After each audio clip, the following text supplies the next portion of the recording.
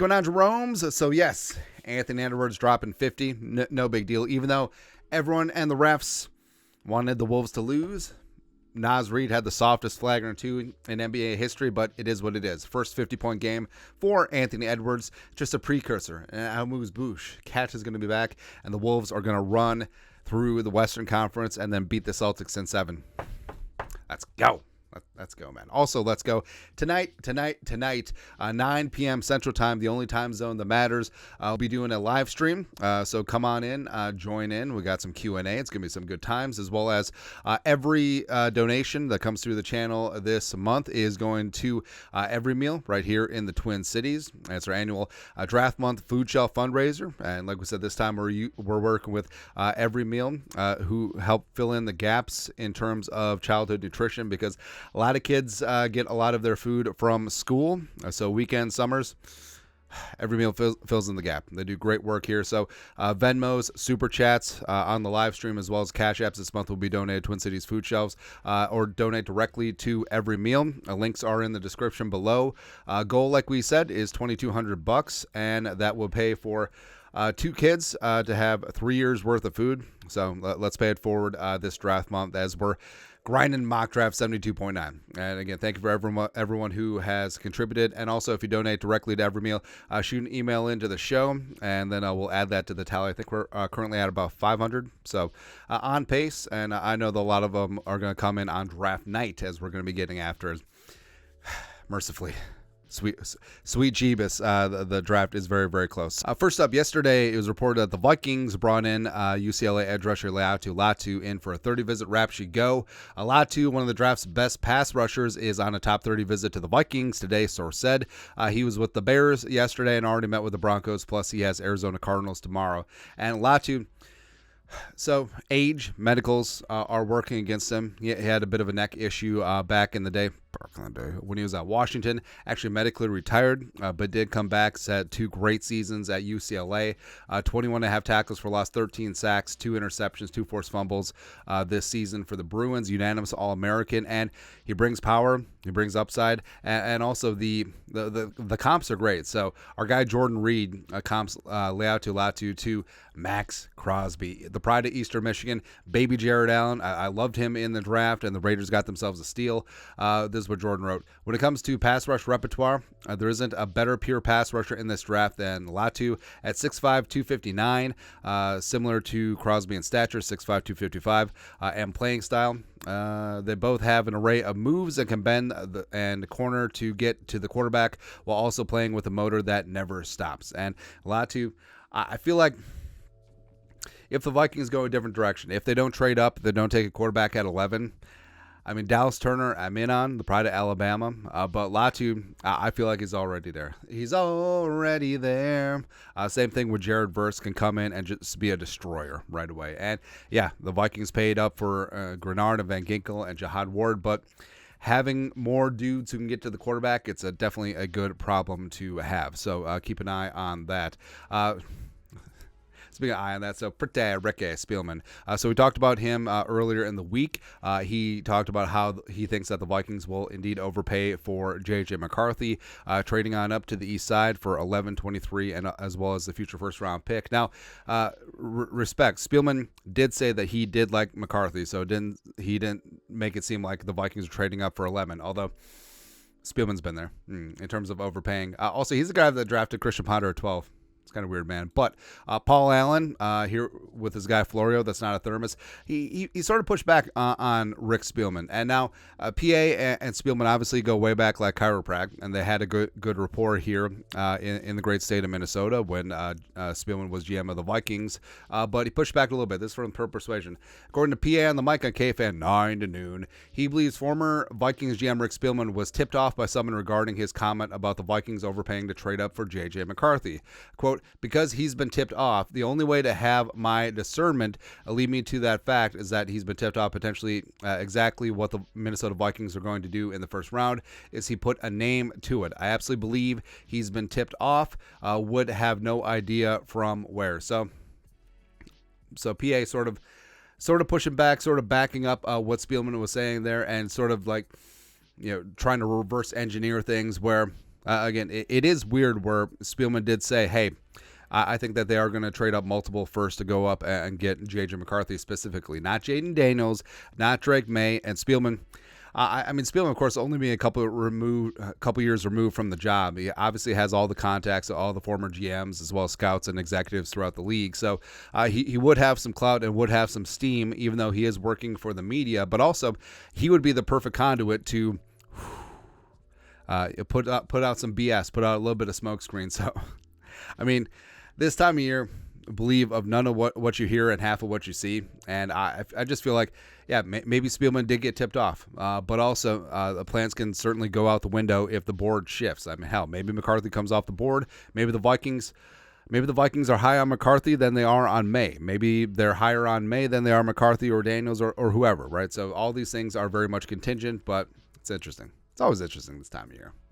Also interesting. So our guy Kevin Clark over at the Ringer, he had Greg McElroy. McElroy at Alabama, OG, national titles, all that stuff. I believe he was like a 5th-round pick with the Jets. Didn't quite work out, but he's in broadcasting now, and he's very good at what he does. Now, he had an interesting conversation with our guy Kevin Clark, and also, McElroy sort of, Kirk Cousins caught some strays when McElroy was talking about, I want Patrick Mahomes, not just a Kirk Cousins. It's kind of funny, but he specifically called out Caleb Williams. Now, he did say, all right, so this is what Kevin put out. So Greg McElroy likes Caleb Williams. He has one concern, quote, Caleb Williams has never experienced adversity. I do wonder, is there a sense of entitlement? Is there the chip on the shoulder that's going to keep him going 10 to 12 years down the road the way it does Mahomes? Now, Mahomes did have some adversity where he was lightly recruited, ended up at Texas Tech, and he was sort of ridiculed throughout the draft process. Some people believe, some didn't, but Mahomes is turning into potentially the GOAT, if he's not already there already, right, with 3 Super Bowls. But so McElroy, sort of a blunt statement, and it's interesting because, I mean, Williams, highly recruited, Oklahoma, then 2 years at USC, won the Heisman and all that stuff, didn't win the national title, but you would think so. Caleb Williams, throughout his football career, like going back to Pee Wee, high school, 7-on-7 camps, college football, everything, like he's been the man, right? But that's also not unique to him. I mean, there's a lot of guys that are like that. But so one of the critiques about Caleb Williams is that people think that he has thin skin. And I'm not even talking about like all the other stuff. Like, don't care about his phone case, don't care about the nails, don't care about anything, man. But Williams, this is actually a little bit concerning. So he decided to clap back, as the kids say. So he quote tweeted the show and said, let's go back to school again because I'm bored right now. Adversity, a state or instance of serious or continued difficulty or misfortune. Year 1, didn't start freshman year. Oh, Lord. Oh, no. Didn't start as a true freshman? Wow. You're telling me that the incumbent starter, Spencer Rattler, actually began the year as a starter? No. My God. The adversity, just pulling himself up by his bootstraps. Year 2, popped hammy, championship game first quarter, lost because of my hammy. So it's okay. All right, so guys experience injuries all the time. He had a phenomenal season, won the Heisman, mainly because of Jordan Addison. No big deal. Year 3, 7-5, my last year of college football. How's that adversity? Because, I mean, unless you're just completely throwing your team under the bus, you contributed to that 7-5 too, bro. I don't know. Where I know a lot of people are just like, slay Caleb Williams, do your damn thing. You're like, own the jabronis in the national media. Now, I'm very much pro owning the national media jabroni haircuts as well. But if I'm the Bears, this is a little bit concerning. Where it's not so much this is the deal breaker, but I feel like this is just a glimpse behind the curtain. Where do I want my star quarterback just observing social media, searching his name? Because it didn't seem like they added him here, right? So either searching his name or someone in his circle pointed this out to him. So either way, he's got rabbit ears up, and also he felt like he needed to respond. Where, okay, you can have like 10 seconds of gratification, or do you just file that away, proving the haters wrong, letting them know, all that stuff? Where, I don't know, man. And also, I feel like this is not the burn that he thinks it is. because adversity didn't start his true freshman year. Wow. Had a mild injury. Wow. Went 7-5 because of reduced talent around him, as well as his defense was very poop, and he felt like he had to play hero ball and score 45, 50 points a game. And then also Miller Moss in the bowl game, playing within the framework of Lincoln Riley's offense, actually looked really damn good with similar USC talent. Actually less, because a lot of guys sat out the bowl game getting ready for the draft. I don't think that this is the slam that he thinks that it is. But I think that Caleb Williams has supreme talent. I think that he's going to be great in the National Football League, but there are some concerns. And also, like, the Chicago media, like, they're not just going to kiss his ass, right? I feel like the Chicago media was kind of tough on Justin Fields, and I feel like that's fair. I feel like the media shouldn't have to kowtow and just be idolizing every single player that comes through, right? If you're great, they'll let you know. But if you're not, they're not just going to kiss your ass and call it ice cream. And we'll see. But I could see Caleb Williams failing, and it's going to be great for the Bears. Hey, Caleb Williams, you can come be Michael Penix Jr.'s backup in a couple years. We'll take you.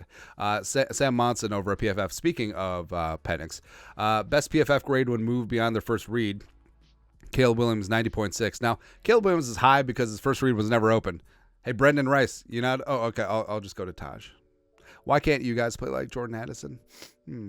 Second is Michael Penix Jr. at 86.2. Now, yes, to a degree, you could say, like, well, Penix is playing with 3 NFL receivers with Adunze, Polk, and McMillan. Blah, blah, blah, blah, blah. Yes, but I don't understand why that's a demerit, right? Because first off, you don't factor in, hey, maybe those guys are seen as NFL prospects because of the quarterback. Like, no one poo-poos Jaden Daniels for having Neighbors and BTJ. Like, they just don't. And also, beep, bop, bop, boop, through sheer mathematics, if and when Michael Penix Jr. is in the NFL, the receivers he'll be throwing to are NFL receivers. So that argument never carried water with me. But you could say, sure, that Penix's second read as Polk or McMillan, I mean, that's still pretty damn good. Also, their tight end ain't no slouch either. What happens if Penix ends up where people thought he would be in January, picks 10 to 15? So I feel like, here's what happened. I feel like the NFL, the coaching and scouting community has always been relatively high on Penix. Like, the arm talent is there. Frankly, I think that he is as much or more arm talent than Caleb Williams or anyone else in this draft. But I feel like the media poo-pooed Penix after, well, first off, they built Penix up where probably he should have been after that Texas game where he was dynamite, right? So, owning the Longhorns 2 years in a row. But then I feel like he took a massive dip because of what happened against Michigan, but also, hey, everyone on Washington sucked against Michigan. It's almost like Michigan was a juggernaut, right? And then I feel like, you know, people were poo-pooing him because of the medicals and all this stuff, and now they're starting to rise back up because of his pro day as well as late steam. But I feel like the league's just been here with him the entire time. I feel like he's been seen some teams may have him off their board because of medicals, but all it takes is one team. I feel like that there's a gaggle of teams that have him as a first-round pick, maybe even a top end of the first round.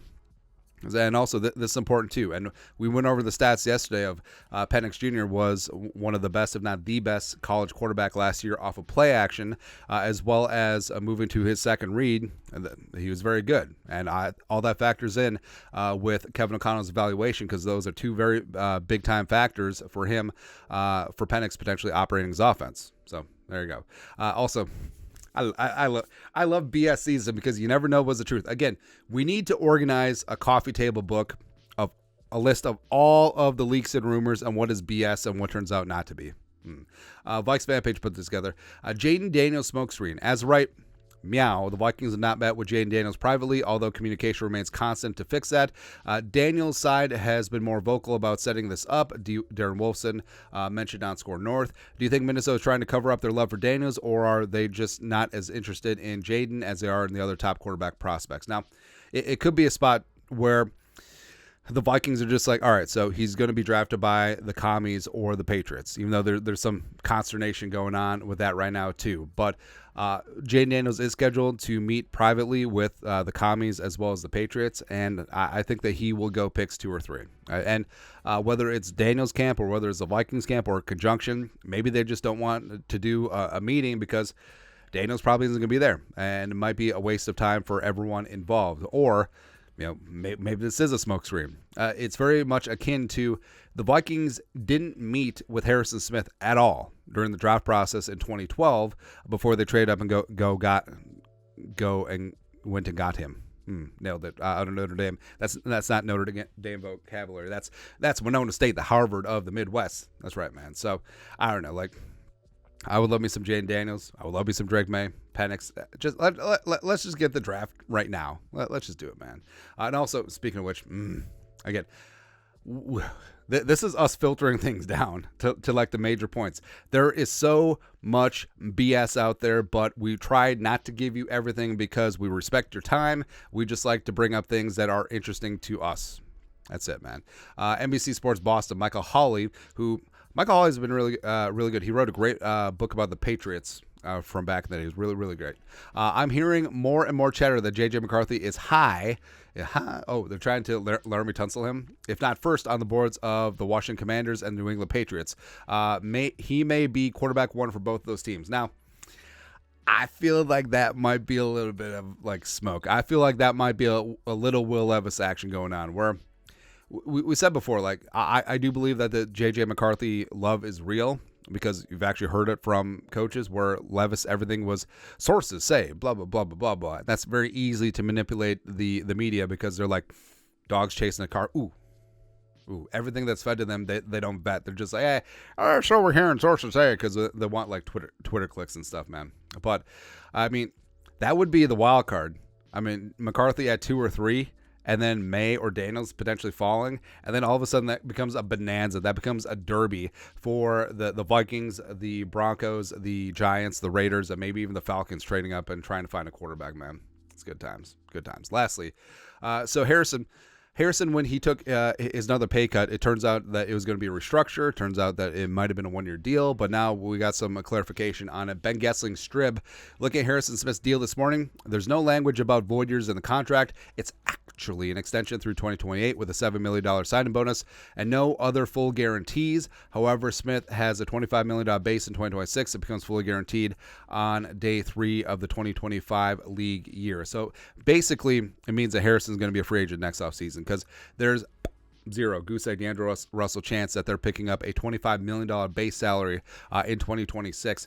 Effectively, it just has void years because of the proration of the signing bonus of $7 million, which is basically going to be Harrison's compensation this year on top of a minimal base salary.